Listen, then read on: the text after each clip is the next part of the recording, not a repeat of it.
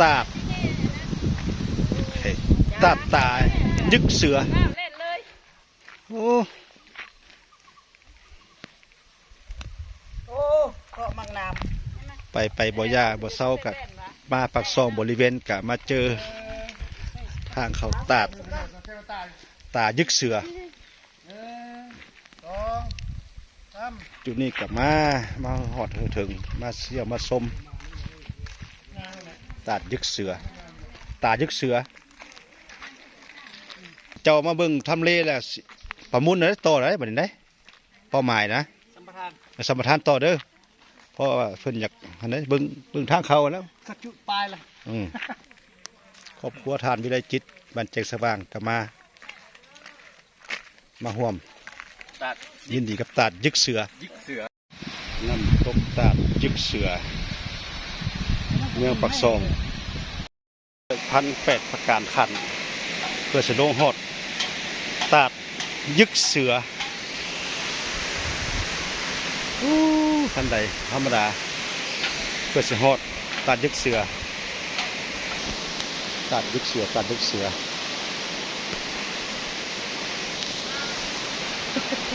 คุณเวลาอยู่เตอร์คุณตายสั้นตัวธรรมดาคุณคือลงขุมนี่ลงพื้นพิภพนี่เพื่อจะเห็นตาดยังยึกเสือ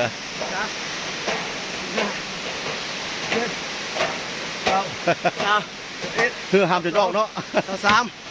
ทุกโกดเอาพอจะเห็นดิดีน้ำตกเลยบัดสู้เอาปีนต่ออีกพูนอีกก็ไปเมื่อยลงเมื่อยมันกับบำรุงสุขภาพหน่อยนึงจอกหนึ่งของดีๆของแท้ยกร้อยมันเป็นชิวเลย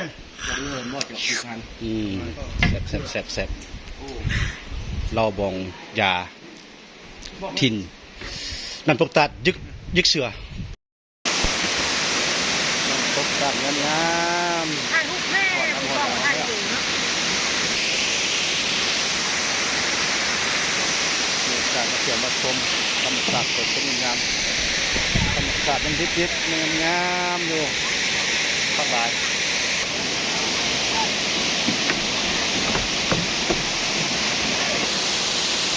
งามหลา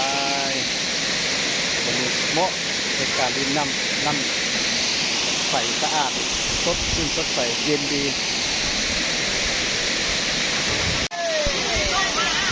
งามแท้บ่นี่งามแท้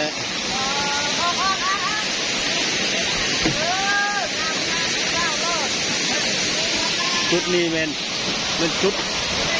โหนเสือกกระโดดเสือกสลิงใส่น้ำตก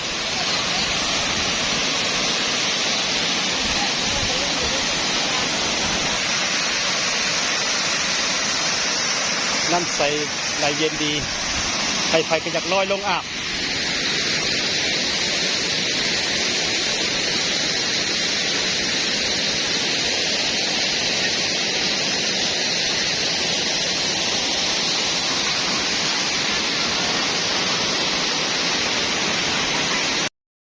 พักผ่อนหลังจากเลาะเที่ยวไปเที่ยวมายากกว่ายังมาเมื่อยไม่ขาย่างพักผ่อนเบิ่งลูกเบิ่งเตาเบิ่งเมียถ่ายรูปสาดงาม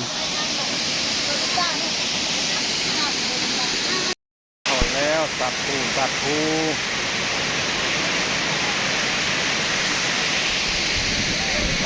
งาม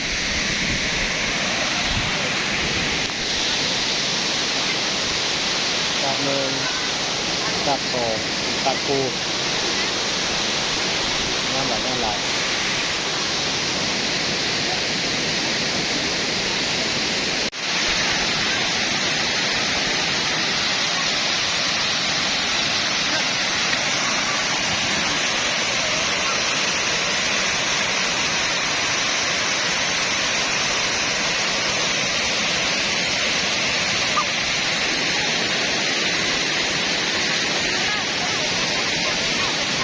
มือกอง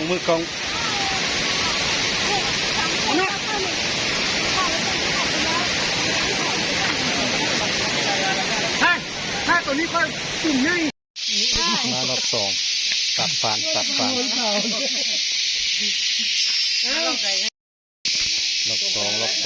ตัดฟาน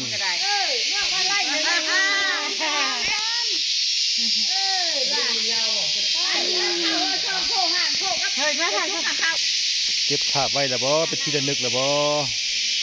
เมื่อ56อายุฮอด70 ปีจะค่อยเบิ่งสมตัดฟานปัดสันตัด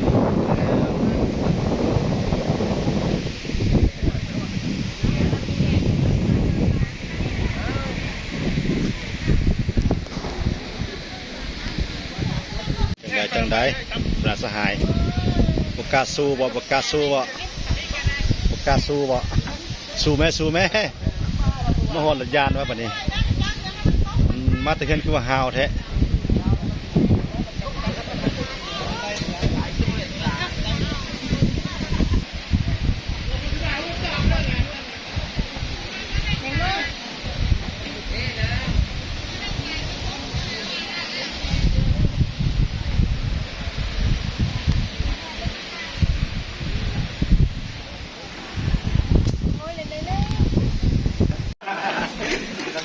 ก่อนจะออกตามเครื่อง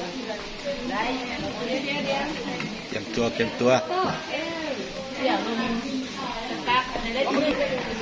โอ้ท่านที่3พอลูกนะเอาเป่าก็จะข้าวอยู่นะโอ้ยังบินเหมือนธรรมดาตัว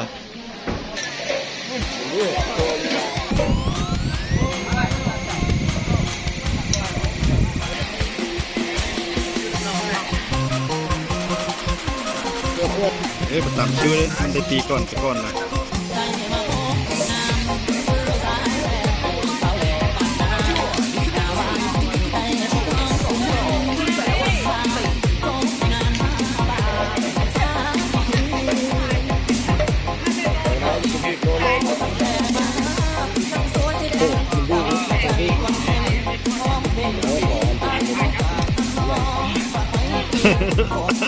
บินไป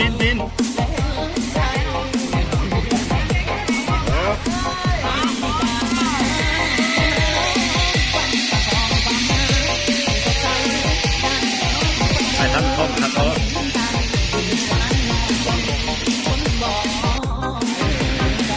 อาอันนี้ฟอด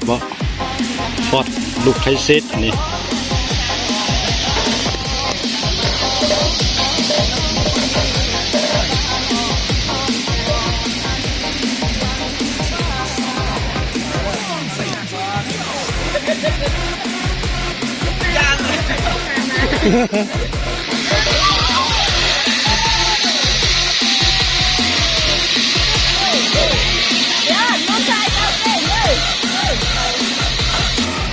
มีได้คิดว่าคนนี้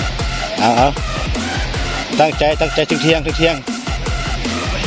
อย่าตื่นเต้นทักษะเกิดมึงดิเด้อมึงเก็บไปมึงได้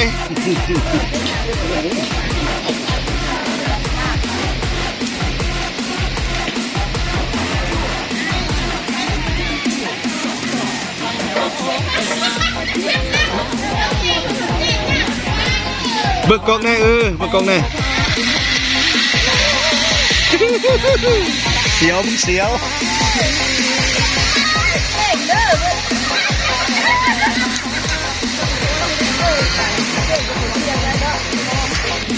ลูกไส้คาซิดอันนี้ก็ลูกไส้คาซิดลูกฟุกเนาะนี่เนาะ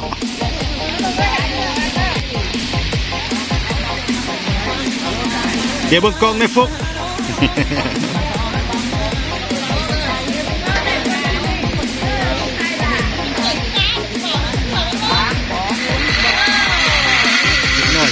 เรื่องนั้นมันจะม่วนนะเด็กน้อยไม่ได้เสียวนะว่าเขาได้กันเลย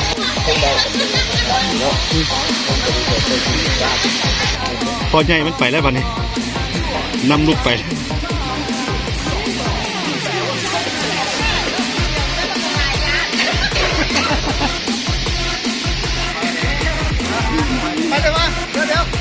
กลั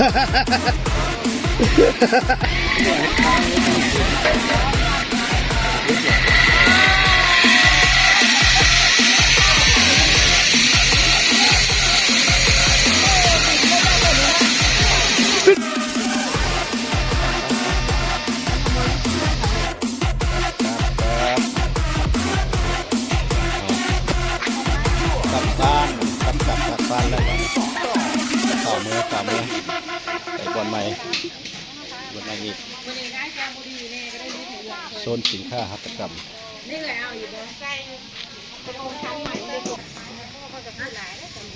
สองสี่เป็นสี่ยังตูนี่สั่งซื้อไหมเอาเป่าใหญ่มากครับเป็นบ่อซ้ำนี่ คนกำการละตี กูถ่ายภาพเคลื่อนไหวได้เอาภาพนิ่งเนี่ย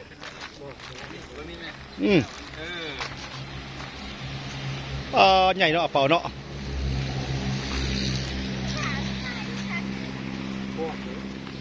ฟอดว่ะ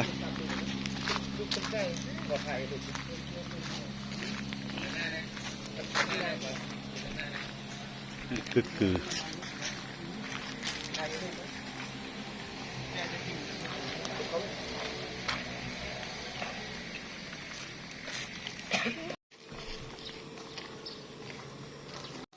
ส่วนอาหารสกายไลท์ปากซอง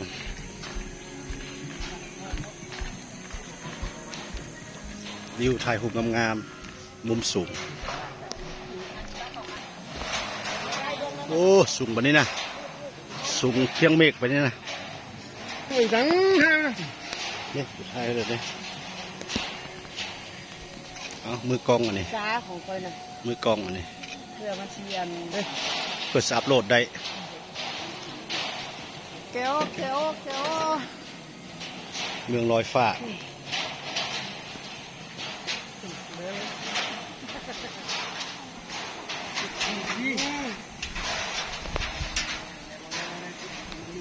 ต่อยใส่จักรน้อยพอมีแยงกันแม่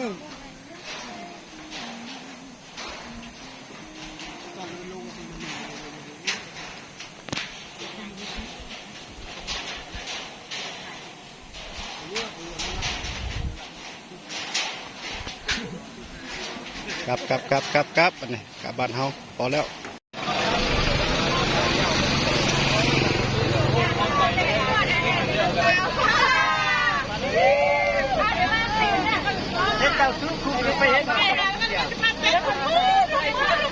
เช้ามาท้องมือเลยเห็นกับผู้เชี่ยวแต่เขาอยู่เป็นเคยพี่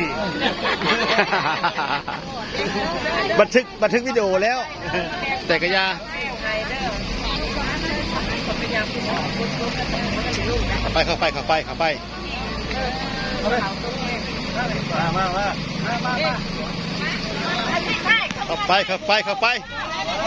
เนี่ยมาใหม่เป็นบอก เอาเมียกับเขาใช่ไหมต้องงานหลัก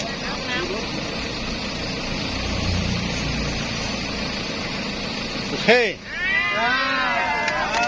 โชคดีมีไซมาสุกคนเด้อหักแพงกันเด้อ